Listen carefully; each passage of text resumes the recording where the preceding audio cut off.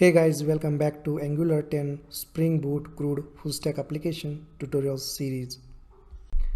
Let's take a look at our Angular Spring Boot CRUD Full Stack Application architecture. Basically, we are going to develop two projects, Spring Boot project at the back end and Angular project at the front end. Well, let's first take a look at our Spring Boot application architecture and then we'll move on to the Angular application architecture. So at a Spring Boot architecture, we have different components like Spring REST controller, Spring Data JPA. So at a persistence layer, we are going to use Spring Data JPA, and Spring Data JPA, it will communicate with a database that is MySQL. So we are going to use MySQL database in this series. So Spring Data JPA, it internally uses Hibernate as a JPA provider, and it will expose all the database operations for a particular entity. So for example, we are going to create employee JPA entity in our project, and Spring Data JPA provides all the CRUD operations for employee entity. So we use Spring Data JPA to reduce a lot of boilerplate code that is required to develop a persistence layer. And here Spring REST controller, we develop using Spring MUC to develop and expose REST endpoints, and we are going to develop 5 REST APIs for employee resource. So this is a simple architecture of our Spring Boot project. At a database layer, we are going to use MySQL database, but you are free to use any relational databases like Postgres database, SQL Server, Oracle, etc. because Spring Data JPA internally uses Hibernate. Out of the box, Hibernate supports all the relational databases, so we just need to change the configuration and underlying code remains same in case of Hibernate. So you are free to use any relational databases. So let's take a look at Angular application architecture. So look at here, we have different components in Angular application. We have view templates, components, services, and we may have directives, pipes, etc. So we use HTML to develop templates, and components basically contains properties and methods, so which will handle the data for templates, and we can perform two-way binding between template and component. So basically we use Angular interpolation to bind properties in templates. Components will basically handle a user interface data.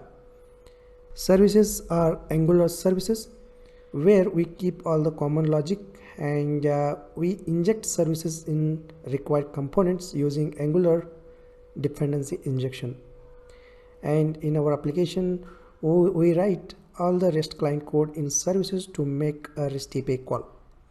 Well, Angular has its own HTTP module, so we can use HTTP module to make a REST API call.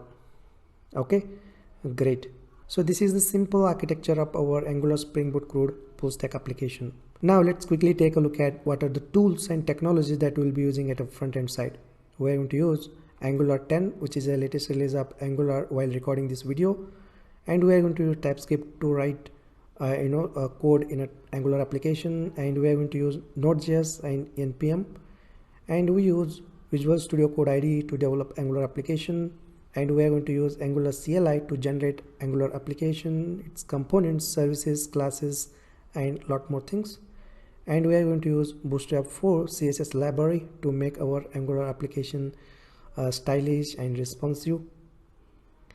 Next, let's take a look at the tools and technologies that we'll be using at the server side. We're going to use Spring Boot 2+, and Spring Data JPA internally uses Hibernate, and we're going to use Maven 3.2+, and we use JDK 1.8, and we're going to use Embedded Tomcat 8.5+, and we use MySQL database.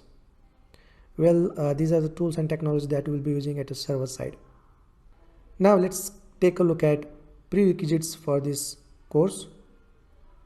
So you should have basic knowledge of HTML and CSS, and you should have basic knowledge of TypeScript. If you know JavaScript already, then probably you will understand TypeScript very easily. And make sure that you have installed Node.js and NPM. Now let's understand the project development process. So we'll basically develop 5 functionalities, and we'll begin with list employee functionality, and then create employee functionality, and then update employee functionality. Next we'll develop delete employee functionality, and finally we develop view employee functionality. So in this order, we'll first begin with list employee functionality and then create, update, delete, and view. Okay. Thank you guys for watching. I will see you guys in next one.